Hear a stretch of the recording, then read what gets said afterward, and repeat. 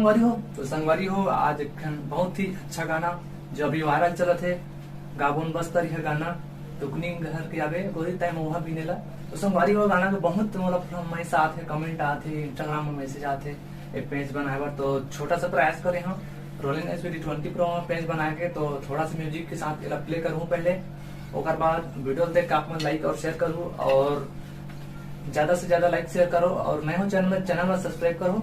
और संगवारी हो एक बार मैं ये पेज के मोबाइल लैपटॉप पेड पर भी वीडियो में ला हूँ, नेक्स्ट वीडियो में पेज ला हूँ। तो संगवारी हो वीडियो ला चलो चालू करते हैं।